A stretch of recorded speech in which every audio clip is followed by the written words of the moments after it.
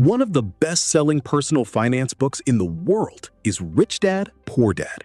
Millions of people have read it, but only a few have actually applied its lessons in real life.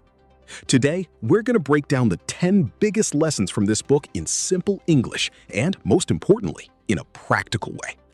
Hello, friends! If even one idea from this video makes sense to you and you actually apply it, it could completely change your financial life. So, let's get started. Lesson number 1. Rich people don't work for money. They make money work for them. Most people believe that if you work hard, earn more money, and keep doing that for years, you will eventually become rich. But the reality is that the more you depend only on your salary, the more your expenses and taxes can increase as your income grows. The real game begins when your money starts making money for you, whether you are working or not. That could happen through investments, businesses, real estate, or other income-generating assets. Lesson number 2. Financial literacy is your biggest weapon. In school, we learned how to read and write. We studied history, geography, science, and many other subjects. But there is one important thing most people were never taught. How does money actually work? How do taxes work? How does borrowing work? How do you invest? How do you build wealth? People who take the time to learn these things for themselves often have a major advantage in life. Financial knowledge can help you make better decisions with the money you already have. Lesson number 3.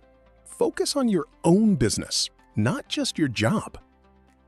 Your job gives you an income, but your business is what you build with your money, your investments, your property, and your other assets. Many people spend their entire lives helping someone else grow their business while never building something of their own. Having a job is important, but at the same time, you should also work toward building your own assets and sources of income. Lesson number 4. Understand taxes and the law. Rich people don't simply try to escape taxes. They learn how the tax system works and use the rules legally and intelligently to their advantage. Corporations and businesses may have access to tax strategies and deductions that regular employees may not have. That's why financial education shouldn't stop at saving money. You should also understand how taxes work and how the legal system affects your finances. Lesson number 5. Rich people create money. Others only look for money. When an opportunity comes along, some people immediately think, I don't have enough money. But an entrepreneur or financially educated person may ask, how can I arrange the money? That doesn't mean taking unnecessary risks or borrowing money recklessly. It means learning how to identify opportunities, understand financing, and find creative solutions. Sometimes the biggest difference is simply the way you think about money. And that difference in mindset can change your life. Lesson number 6. Work to learn, not just to earn. Especially early in your career, don't look only at the salary. Ask yourself, what skills am I going to learn here? Sales, marketing, communication, leadership, negotiation, management? These skills can become incredibly valuable throughout your career and can help you create more opportunities to earn and build wealth in the future. Sometimes the best job is not the one that pays you the most today. It's the one that teaches you skills that can make you much more valuable tomorrow. Lesson number 7. An asset puts money in your pocket. A liability takes money out. This is probably one of the most famous lessons from Rich Dad, Poor Dad. Many people consider their house, car, expensive phone, or other expensive possessions to be assets. But if something constantly takes money out of your pocket through payments, maintenance, insurance, fuel, or other expenses, it may function more like a liability from a cash flow perspective. An asset is something that can generate income or potentially increase your wealth.